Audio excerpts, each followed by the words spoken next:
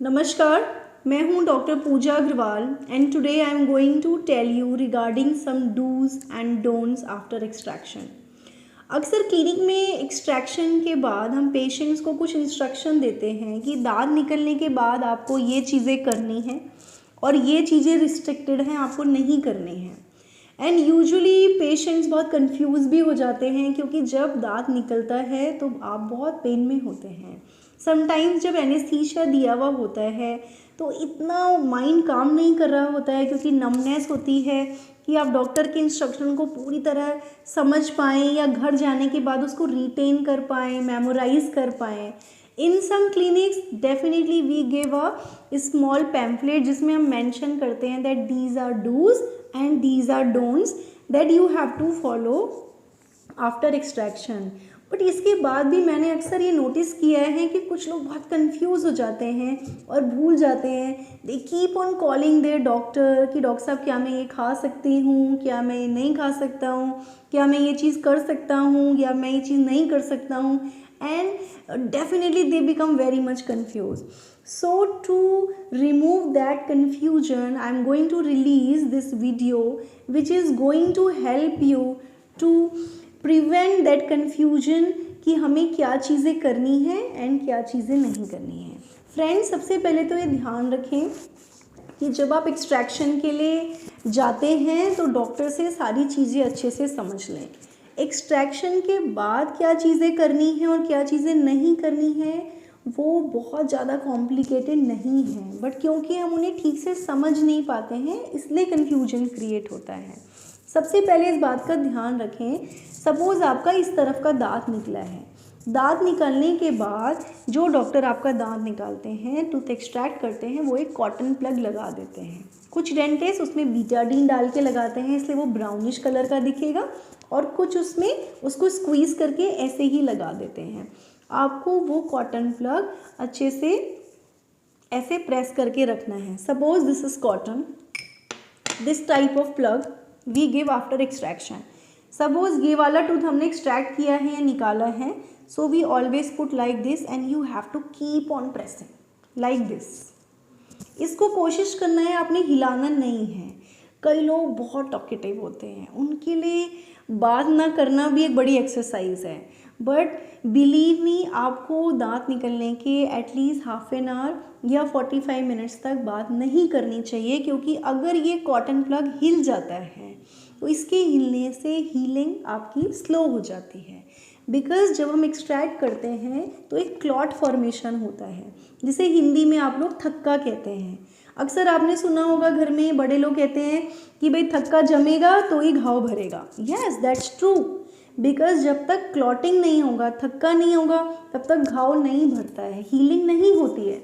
अगर आपने इस कॉटन को हिला दिया, बहुत ज़्यादा बोले या आपने स्पिट कर दिया तो ये कॉटन हिल गया।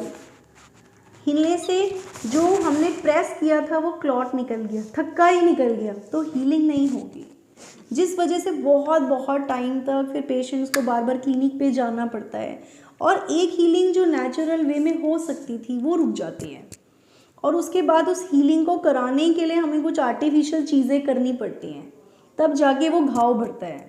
सो इससे बचने के लिए सबसे पहला एंड मोस्ट इम्पॉर्टेंट इंस्ट्रक्शन है कि you have to press at least for 30 to 45 minutes and that also according to the way of extraction. वो आपके डॉक्टर बताएंगे कि आपको 30 मिनट्स रखना है या 45 मिनट्स रखना है या some time for some specific extractions 1 hour के लिए रखना है, but you have to be very careful about it.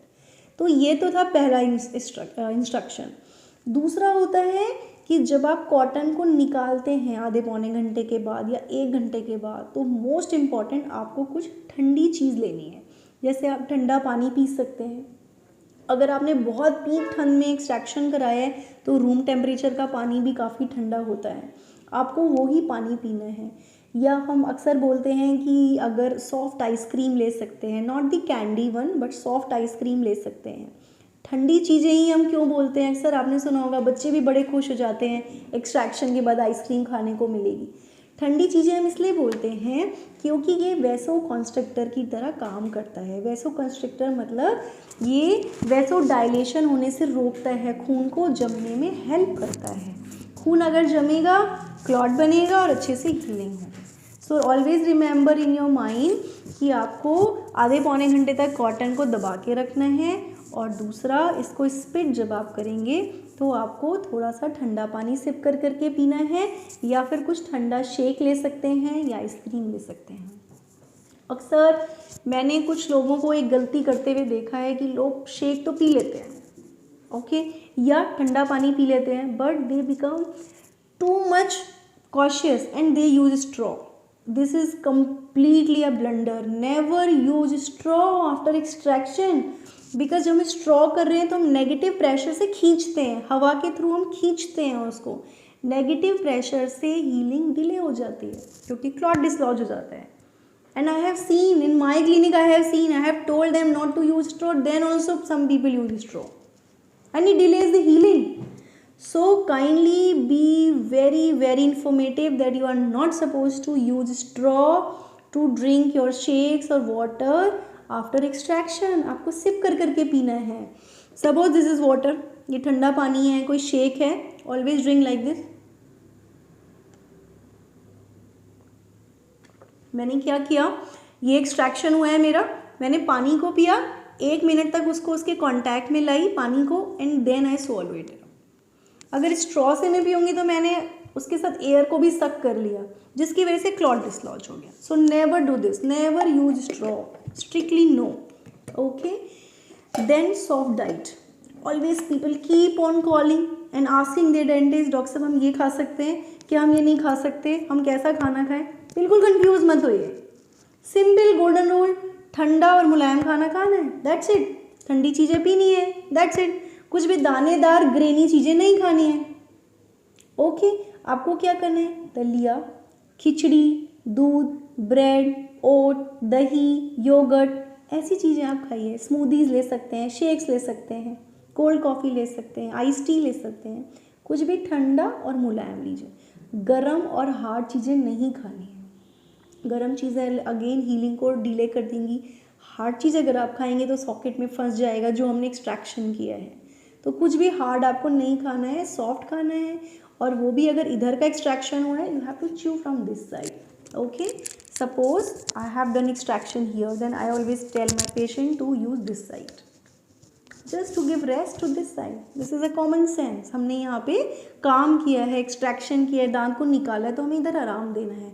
इसलिए हम कहते हैं मुलायम खाना खाइए, उससे आपको ज़्यादा चबाना ही नहीं पड़ेगा. दूसरी साइड यूज़ कीजिए, उससे इधर रेस्ट मिलेगा. और तीसरा, कुछ भी दानेदार मत खाइए.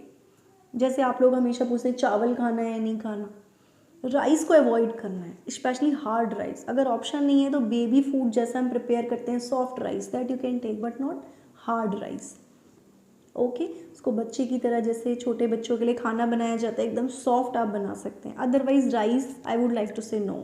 Take dalia, khichdi, doodh, bread, these things are safe and sound.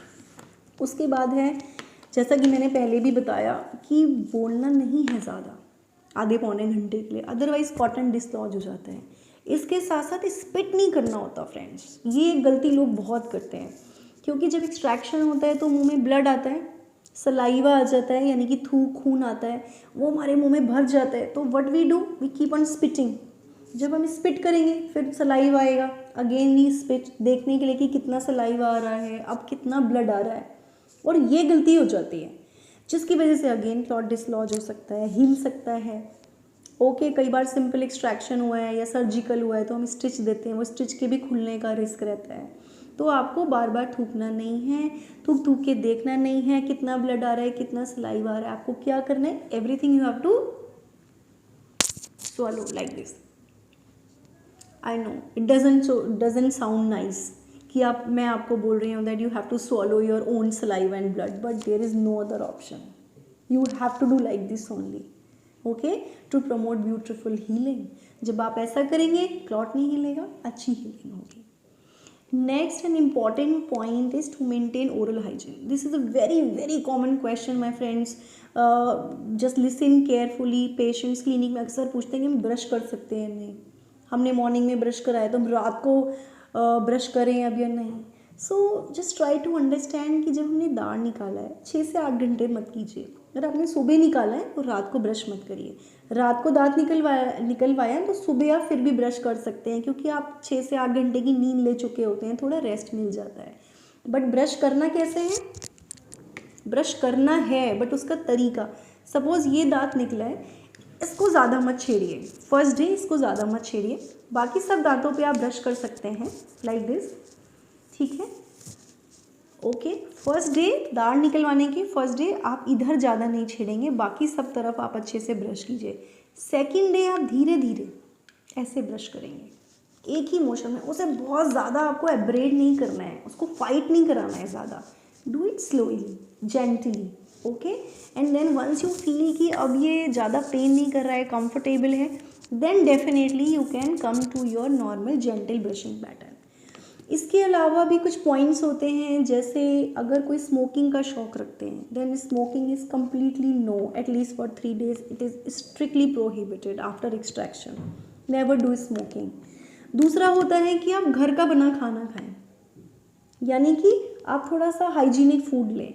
बहुत ज़्यादा अनहाइजीनिक फूड, बाहर का खाना जिसका हमें पता नहीं है, वो भी अवॉइड करना चाहिए। Some people are they have good immune system, वो बाहर का भी खाना खाएंगे, हीलिंग अच्छे से हो जाती है। बट कई लोग बड़े सेंसिटिव होते हैं, उसने अगर अनहाइजीनिक फूड खा लिया तो उनका घाव नहीं भरता है। So just for the safer side 2-3 दिन के लिए थोड़ा सा हाइजीनिक फूड खाएं, या अगर आप ट्रैवल कर रहे हैं और आपको बाहर का खाना खाना भी पड़ता है, then try to choose cooked food. Raw food से बचिए, जैसे सैलड है, गोलगप्पे का पानी है, जिसमें इन्फेक्शन के चांसेस ज़्यादा होते हैं। Try to choose cooked food and soft diet. So these are very very simple instruction that I try to tell you. उसके बाद होता है कि आपको 24 घंटे तक ठंडी और मुलायम चीज़ें तो खानी ही है, ठंडा ही पानी पीना है। गरम गरम कॉफ़ी, चाय, दूध, गरम चीज़ों से आपको बचना है। और 24 आवर्स के बाद आप अपना नॉर्मल खाना पीना ले सकते हैं। और साथ में very very important, for 1 week you have to use warm saline rinse. गुनगुने पानी में नमक डाल के कुल्ला करना है 2 बार। आधा ग्लास पानी लीजिए, ल्यूकवार्म होना चाहिए, उसमें थोड़ा पिंच ऑफ सॉल्ट डाला, अच्छे से मिक्स किया, रिंस इट। इसे करने से एंटीसेप्टिक की तरह भी काम करता है, हीलिंग में भी हेल्प करता है। I always tell my patient कि 2 से 3 दिन के बाद आप दिखाने भी आइए, so that we should be satisfied that healing is fine, you have followed all the instruction. So friends, these were the simple do's and don'ts that I try to explain you in this such a small video. I hope it is gonna help you, और आपको अगर ये follow करते हैं तो एक mind में एक पिक्चर बनेगी कि हमें ये चीज़ें करनी है और ये चीज़ें नहीं करनी है, और वो कन्फ्यूजन मिटेगा जो अक्सर लोगों को एक्सट्रैक्शन के बाद होता है। Thank you so much, take care.